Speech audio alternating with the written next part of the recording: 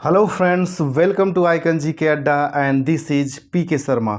दोस्तों, जैसा कि आप लोगों को पता है कि हम लोग लूसेंट को टॉपिक वाइज देख रहे हैं। तो लूसेंट में दोस्तों जो पॉलिटी का आपका टॉपिक है राष्ट्रपति, आज इसे हम देखेंगे। और दोस्तों ये वेरी वेरी इंपॉर्टेंट क्वेश्चन है, टॉपिक है जहां से आपको क्वेश्चन मिलते रहते हैं। और दोस्तों इस टॉपिक से 2 या 3 क्वेश्चन हर एग्जाम में आपके वनडे के मिलेंगे, चाहे आप आरपीएफ कांस्टेबल का दे रहे हो, चाहे यूपी कांस्टेबल का दे रहे हो, चाहे एसएससी का, चाहे एमटीएस का, कोई भी एग्जाम हो दोस्तों, उसमें मिलने ही तय होते हैं। तो दोस्तों जो लोग चैनल पर नया हुए हैं, चैनल को सब्सक्राइब कर लें ताकि उन्हें समय से वीडियोज मिलता रहे। दोस्तों हम आते हैं अपने पहले क्वेश्चन पे, और इसमें हमारा पहला क्वेश्चन है दोस्तों, भारत के राष्ट्रपति की तुलना निम्नलिखित में से किससे करना सर्वाधिक उचित है। तो भारत के राष्ट्रपति की जो तुलना है दोस्तों, वो हमारे वहाँ ब्रिटेन के सम्राट से की जाती है। जैसी अधिकार ब्रिटेन के सम्राट की है, वैसे ही अधिकार हमारे वहाँ राष्ट्रपति की है। अगला दोस्तों, भारत में कार्यपालिका का अध्यक्ष कौन होता है। तो दोस्तों कार्यपालिका का अध्यक्ष राष्ट्रपति होता है, और ये इंपॉर्टेंट क्वेश्चन है दोस्तों, कई बार पूछा गया है। अगला क्वेश्चन दोस्तों, संघ की कार्यपालिका शक्ति निहित है। तो संघ की कार्यपालिका शक्ति राष्ट्रपति में निहित है। और दोस्तों ये भी वेरी वेरी इंपॉर्टेंट क्वेश्चन है, कई बार आपके एग्जाम में पूछा जा चुका है। दोस्तों राष्ट्रपति से क्वेश्चन बनते ही बनते हैं, इसलिए सारे क्वेश्चन को ध्यान से देखिएगा। तो दोस्तों संघ की कार्यपालिका शक्ति किस में निहित होती है? राष्ट्रपति में। अगला दोस्तों, भारत का राष्ट्रपति जो होता है वो राज्य का प्रधान होता है। भारतीय संविधान के अनुसार देश का प्रथम नागरिक कौन होता है। तो दोस्तों प्रथम नागरिक जो होता है वो राष्ट्रपति होता है, और ये आपके आरआरबी 2006 में भी पूछा गया और कई बार वनडे एसएससी में भी पूछा गया। अगला दोस्तों, भारतीय संविधान के अनुसार संघ की कार्यपालिका शक्तियाँ किस में निहित होती है। तो ये राष्ट्रपति में निहित होती है, और ये कई बार पूछा गया, संघ की कार्यपालिका शक्तियाँ। अगला दोस्तों, भारतीय संविधान के अनुसार देश की तीनों सेनाओं का अध्यक्ष सुप्रीम कमांडर कौन होता है। तो राष्ट्रपति होता है। और दोस्तों ये आपके आरआरबी में 2 बार रिपीट किया है क्वेश्चन। अगला दोस्तों, भारत का राष्ट्रपति होता है तो ये राज्य का संवैधानिक अध्यक्ष होता है। अगला दोस्तों, भारतीय सशस्त्र सेनाओं का सर्वोच्च कमांडर कौन होता है। तो दोस्तों राष्ट्रपति होता है, और सेम क्वेश्चन दोस्तों ये रिपीट कर चुका है। अगला दोस्तों, भारत के राष्ट्रपति के लिए आवश्यक योग्यता नहीं है। तो दोस्तों वह संसद के किसी सदन का सदस्य हो, यह योग्यता नहीं है, लेकिन वह भारत का नागरिक होना चाहिए, वह 35 वर्ष की आयु पूरी कर चुका हो, और उसमें लोकसभा के सदस्य के लिए निर्धारित सभी योग्यताएं हों। ये तीनों योग्यताएं उसमें होनी चाहिए, बाकी ये नहीं। दोस्तों जो लोग चैनल पर नया हुए, चैनल को सब्सक्राइब कर लें। दोस्तों वीडियो अच्छा लगता है तो इसे लाइक भी करें और शेयर भी करें, ताकि ज़्यादा से ज़्यादा लोग इसका लाभ उठा सकें। अगला दोस्तों, भारत के राष्ट्रपति निर्वाचित होने के पात्र बनने के लिए किसी व्यक्ति की आयु पूर्ण होनी चाहिए। तो दोस्तों ये 35 वर्ष पूर्ण होनी चाहिए। और दोस्तों ये सदाबहार वेरी वेरी इंपॉर्टेंट क्वेश्चन है, हर वनडे एग्जाम में ये पूछ चुका है दोस्तों कि राष्ट्रपति बनने के लिए आयु कितनी होनी चाहिए। अगला दोस्तों, राष्ट्रपति पद के उम्मीदवार के लिए अधिकतम आयु कितनी होनी चाहिए। तो दोस्तों अधिकतम आयु की कोई प्रावधान नहीं किया गया, कोई आयु सीमा निर्धारित नहीं है। अगला दोस्तों, एक व्यक्ति राष्ट्रपति पद के लिए अधिकतम कितनी बार निर्वाचित हो सकता है। तो इसकी भी कोई सीमा नहीं है, कोई कितनी बार हो सकता है। अगला दोस्तों, राष्ट्रपति का निर्वाचन किस प्रकार से होता है। तो इसका निर्वाचन अप्रत्यक्ष रूप से होता है, और आपके आरआरबी में सीधे सीधे ये क्वेश्चन रिपीट किया है। अगला दोस्तों, राष्ट्रपति पद के निर्वाचन हेतु कौन सी पद्धति अपनाई जाती है। तो दोस्तों इसके लिए समानुपातिक प्रतिनिधित्व एवं एकल संक्रमणी मत पद्धति। और दोस्तों ये रट्टा मार के रखिएगा, आपके एसएससी में 2-3 बार ये पूछा गया है। अगला दोस्तों, राष्ट्रपति पद के चुनाव संबंधी विवाद को किसे निर्देशित किया जाता है। तो दोस्तों उच्चतम न्यायालय। दोस्तों राष्ट्रपति के चुनाव से संबंधित अगर कोई विवाद होता है तो ये सीधे सर्वोच्च न्यायालय में इसकी अपील की जाती है। और दोस्तों ये आपके आरआरबी के साथ साथ एसएससी में भी 2-3 बार पूछा जा चुका है, तो ये वेरी वेरी इंपॉर्टेंट क्वेश्चन है। अगला दोस्तों, राष्ट्रपति के चुनाव के लिए प्रस्तावक एवं अनुमोदक की कम से कम कितनी संख्या होनी चाहिए। तो दोस्तों 50-50, और ये भी इम्पॉर्टेंट है, ये भी पूछा गया कई बार। अगला दोस्तों, भारत का राष्ट्रपति निर्वाचित होने के लिए निम्नलिखित में से कौन सी बात अयोग्यता मानी जाएगी तो दोस्तों कोई लाभ का पद ग्रहण किए हो, यानी कि कोई अगर लाभ का पद वो ग्रहण किया है तो उसके लिए अयोग्य होगा, राष्ट्रपति का चुनाव नहीं लड़ सकता। अगला दोस्तों, भारत में राष्ट्रपति का चुनाव किया जाता है तो एकल हस्तांतरणीय मत पद्धति द्वारा। और दोस्तों ये शब्द जो है, ये एकल हस्तांतरणीय मत पद्धति, इसको रट्टा मार के रखिएगा, सीधे सीधे ये आपके एग्जाम में ऐसे ही शब्द दे करके पूछे जाते हैं। अगला क्वेश्चन है दोस्तों, इसमें राष्ट्रपति पद का चुनाव संचालित किया जाता है तो दोस्तों इसका भी निर्वाचन आयोग द्वारा संचालन किया जाता है। जैसे दोस्तों निर्वाचन आयोग जो होता है, राष्ट्रपति का चुनाव हो गया, लोकसभा का चुनाव हो गया, राज्य विधानसभा का चुनाव हो, इन सब का संचालन करता है। और ये याद रखिएगा, ये पूछा भी गया है। अगला दोस्तों, भारत में किसके चुनाव में अनुपातिक प्रतिनिधित्व चुनाव प्रणाली अपनाई जाती है तो दोस्तों राष्ट्रपति के चुनाव में।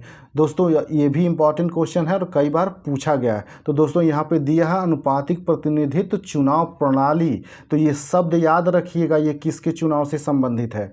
आपको पूछ देगा, अगर नहीं याद है तो कंफ्यूज हो जाएंगे। दोस्तों जो लोग चैनल पर नया हो, चैनल को सब्सक्राइब कर लें, और दोस्तों वीडियो जो अच्छा लगता है तो इसे लाइक भी करें और शेयर भी करें, ताकि ज़्यादा से ज़्यादा लोग इसका लाभ उठा सकें। अगला दोस्तों, राष्ट्रपति चुनाव संबंधी मामले किसके पास भेजे जाते हैं तो दोस्तों उच्चतम न्यायालय के पास भेजे जाते हैं। और ये सीधे सीधे आपके आरआरबी में 2 बार रिपीट किया है। अगला दोस्तों, किस अनुच्छेद के तहत राष्ट्रपति तथा उपराष्ट्रपति के निर्वाचन से संबंधित विवाद का निर्णय उच्चतम न्यायालय द्वारा करने का प्रावधान संविधान में किया गया है तो अनुच्छेद 71 के तहत। अगला दोस्तों, राष्ट्रपति पद के उम्मीदवारों को चुनाव प्रचार हेतु कितना समय मिलता है तो लगभग 2 सप्ताह का समय मिलता है। अगला दोस्तों, भारत के राष्ट्रपति का चुनाव कितने वर्षों के लिए होता है तो ये 5 वर्षों के लिए होता है। दोस्तों ये वेरी इंपॉर्टेंट सदाबहार क्वेश्चन है, हमेशा पूछा जाता है कि राष्ट्रपति का चुनाव कितने वर्ष के लिए होता है। अगला दोस्तों, किस अनुच्छेद के तहत राष्ट्रपति अपने पद ग्रहण करने की तिथि से 5 वर्ष की अवधि तक अपने पद पर बना रहता है तो अनुच्छेद 56 के तहत। अगला दोस्तों, राष्ट्रपति के चुनाव के लिए निर्वाचन मंडल में होते हैं तो दोस्तों इसमें संसद के दोनों सदनों तथा विधानसभाओं के निर्वाचित सदस्य। दोस्तों इस पे ध्यान दीजिएगा, ये कह रहा है निर्वाचित सदस्य, इसमें मनोनीत सदस्य जो होते हैं वो भाग नहीं लेते हैं, यहीं पे याद कर लीजिए इसको। और ये आपके एसएससी में भी पूछा है और आपके आरआरबी कांस्टेबल में भी पूछा गया है, एसआई में भी एक बार आया है। ये वाला संसद के दोनों सदनों तथा विधानसभाओं के निर्वाचित सदस्य होते हैं, इसमें मनोनीत सदस्य भाग नहीं लेते हैं। अगला दोस्तों, भारत के राष्ट्रपति के निर्वाचन के बारे में निम्नलिखित में से कौन सा कथन सही नहीं है तो दोस्तों इसमें सही जो नहीं है वो आपका कथन है कि राष्ट्रपति के निर्वाचन के संबंध में यदि कोई विवाद हो तो वह सर्वोच्च न्यायालय के क्षेत्राधिकार में नहीं आता। ऐसा नहीं दोस्तों, सीधे सर्वोच्च न्यायालय के क्षेत्राधिकार में आता है और सीधे सुप्रीम कोर्ट में ही अपील होती है, हाई कोर्ट में नहीं। अगला दोस्तों, भारत के राष्ट्रपति को उसके पद से हटाया जा सकता है तो उसके पद से हटाने का जो अधिकार है दोस्तों वो संसद को है। संसद जो महाभियोग की प्रक्रिया होती है दोस्तों उसको चलाती है और महाभियोग का प्रस्ताव पारित हो जाएगा तो राष्ट्रपति को हटना पड़ता है। अगला दोस्तों, भारत के राष्ट्रपति को पद से हटाने की प्रक्रिया है तो दोस्तों ये संसद द्वारा महाभियोग। दोस्तों इसका आंसर गलत टिक किया गया है, ये सही नहीं है, इसका आंसर होगा डी 30 का। संसद के द्वारा महाभियोग, तो जो महाभियोग की प्रक्रिया होती है उसी के माध्यम से राष्ट्रपति को पद से हटाया जाता है। अगला दोस्तों, संविधान के उल्लंघन के लिए राष्ट्रपति के विरुद्ध महाभियोग कार्रवाई किसमें शुरू की जा सकती है तो दोस्तों ये किसी भी सदन में, चाहे लोकसभा में भी शुरू किया जा सकता है चाहे राज्यसभा में, तो संसद के किसी भी सदन में इसकी कार्रवाई शुरू की जा सकती है। और ये इम्पॉर्टेंट है दोस्तों, इसको याद रखिएगा। दोस्तों जो लोग चैनल पर नए आए हैं चैनल को सब्सक्राइब कर लें ताकि उन्हें समय से वीडियोज मिलता रहे। अगला दोस्तों, राष्ट्रपति को हटाया जा सकता है तो महाभियोग द्वारा। और दोस्तों ये आपके आरआरबी में भी पूछा गया है और ये एसएससी में भी आया हुआ है और ये बैंकिंग के एग्जाम में भी ये पूछा गया है। तो दोस्तों ये वेरी इंपॉर्टेंट क्वेश्चन है, इसको याद रखिएगा। अगला दोस्तों, राष्ट्रपति पर महाभियोग किस आधार पर लगाया जा सकता है तो दोस्तों संविधान के अतिक्रमण करने पर। दोस्तों केवल एक यही आधार होता है जिसके आधार पर राष्ट्रपति पर महाभियोग लगाया जाता है, तो आप याद रखिएगा संविधान के अतिक्रमण करने पर। अगला क्वेश्चन है दोस्तों, राष्ट्रपति पर महाभियोग की प्रक्रिया किस देश के संविधान से ली गई है? तो दोस्तों ये अमेरिका के संविधान से ली गई है और ये इंपॉर्टेंट है क्वेश्चन, ये कभी भी रिपीट कर सकता है।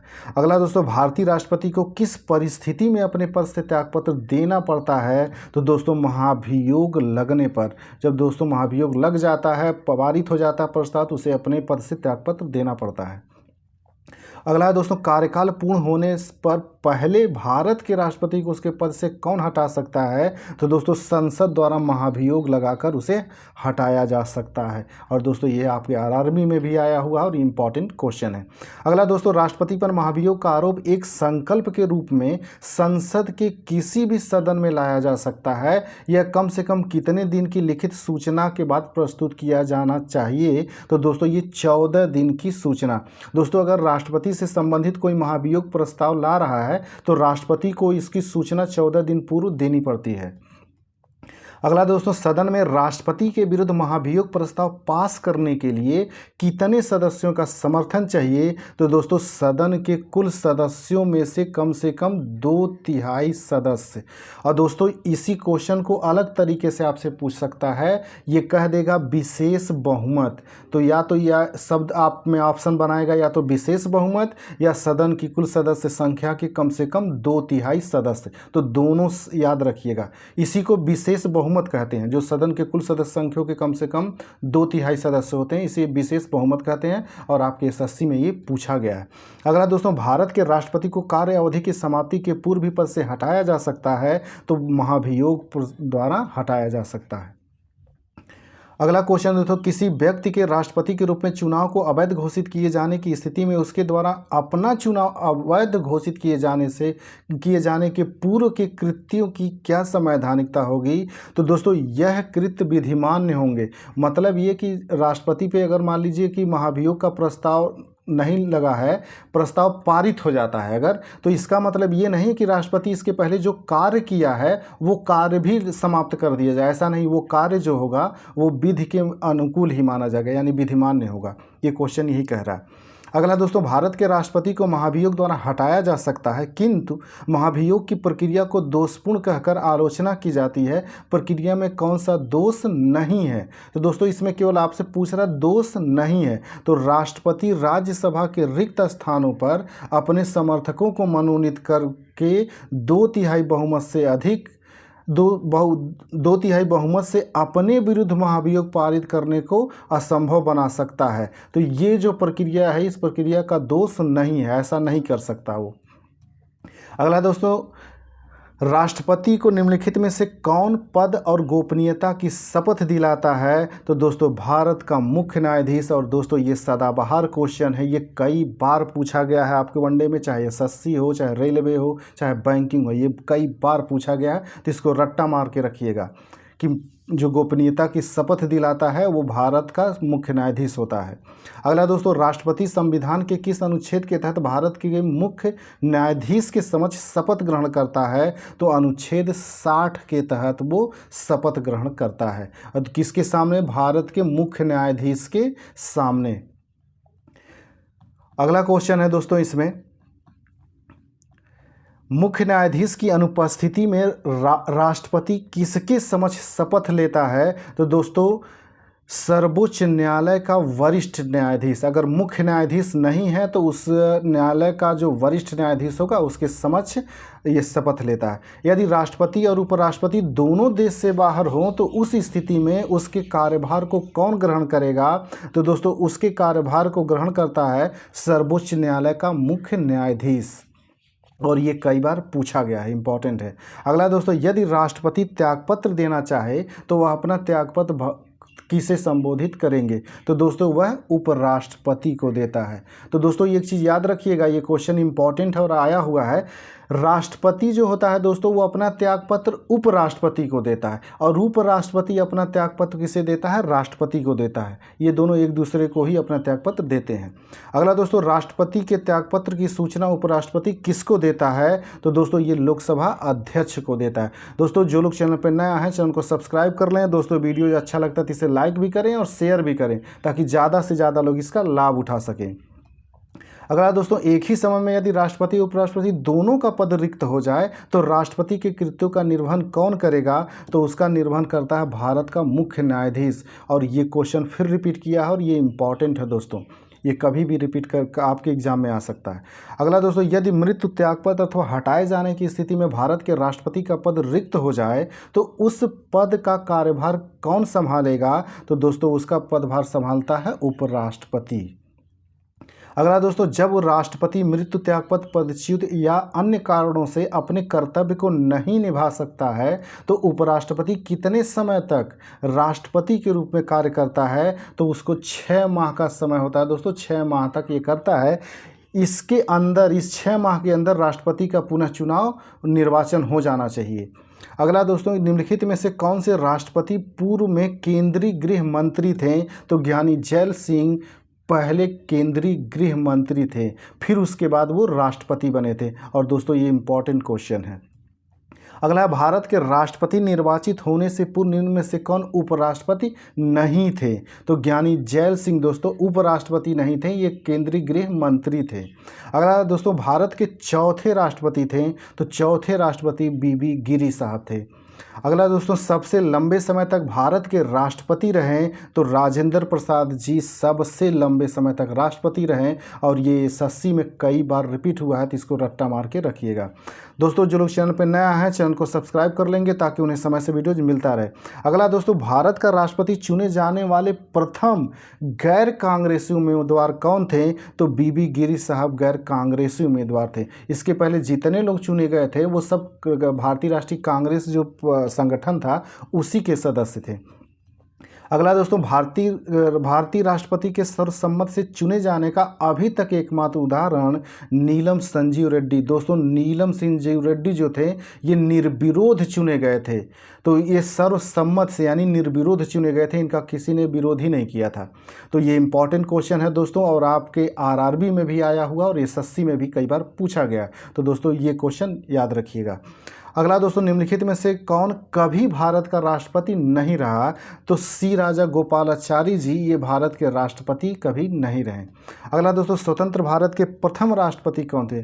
दोस्तों ये पूछ रहा स्वतंत्र भारत के प्रथम राष्ट्रपति तो डॉक्टर राजेंद्र प्रसाद थे। और दोस्तों ये जीके का सदाबहार क्वेश्चन है, हमेशा आता रहता है, तो इसको रट्टा मार के रखिएगा। अगला क्वेश्चन है दोस्तों, निम्नलिखित में से कौन लगातार 2 बार राष्ट्रपति रहे? तो दोस्तों लगातार 2 बार राष्ट्रपति डॉक्टर राजेंद्र प्रसाद जी रहे। और दोस्तों ये भी कई बार एग्जाम में आपके आ चुका है, एसएससी में भी आया है, बीपीएससी में भी आया है और ये आरआरबी में भी क्वेश्चन आया हुआ, तो इसको रट्टा मार के रखिएगा, ये वेरी इंपॉर्टेंट क्वेश्चन है। दोस्तों जो लोग चैनल पर नया है चैनल को सब्सक्राइब कर लें ताकि उन्हें समय से वीडियोज मिलता रहे।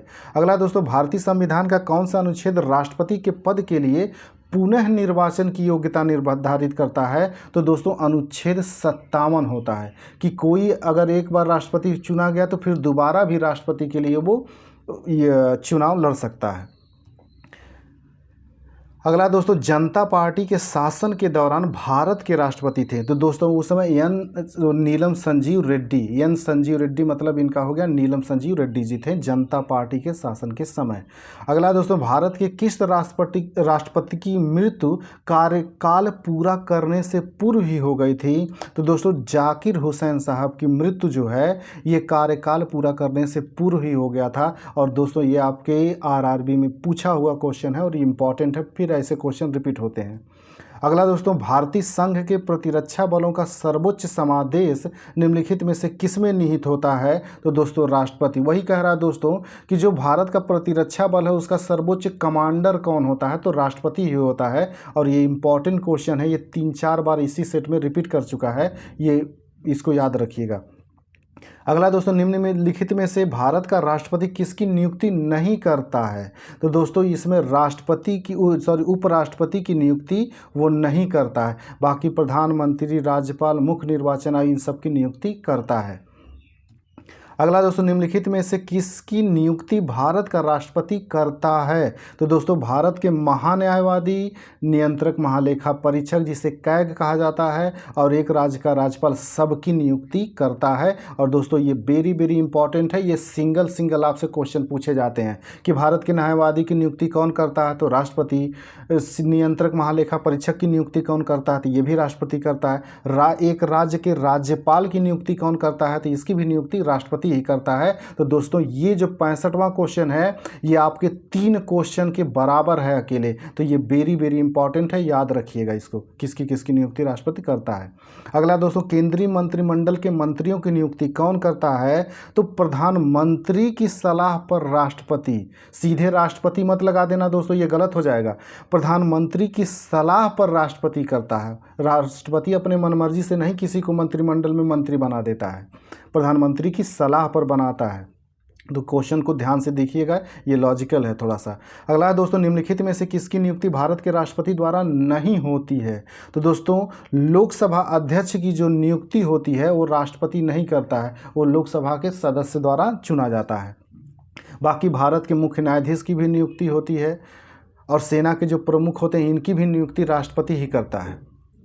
और दोस्तों ये इंपॉर्टेंट क्वेश्चन है, ये कई बार आया हुआ है, तो इसको भी याद रखिएगा।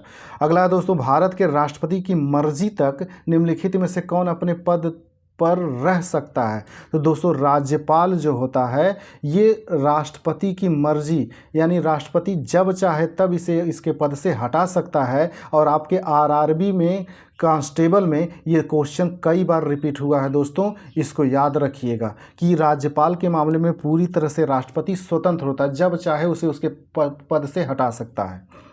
अगला दोस्तों, निम्नलिखित में से किसे राष्ट्रपति नियुक्त नहीं करता है? तो दोस्तों जो योजना आयोग होता है, योजना आयोग का जो अध्यक्ष होता है उसे नियुक्त नहीं करता है।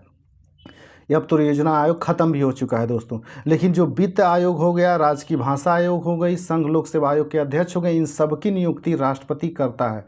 दोस्तों जो लोग चैनल पर नया है चैनल को सब्सक्राइब कर लें। दोस्तों वीडियो अच्छा लगता है तो इसे लाइक भी करें और शेयर भी करें, ताकि ज़्यादा से ज़्यादा लोग इसका लाभ उठा सकें।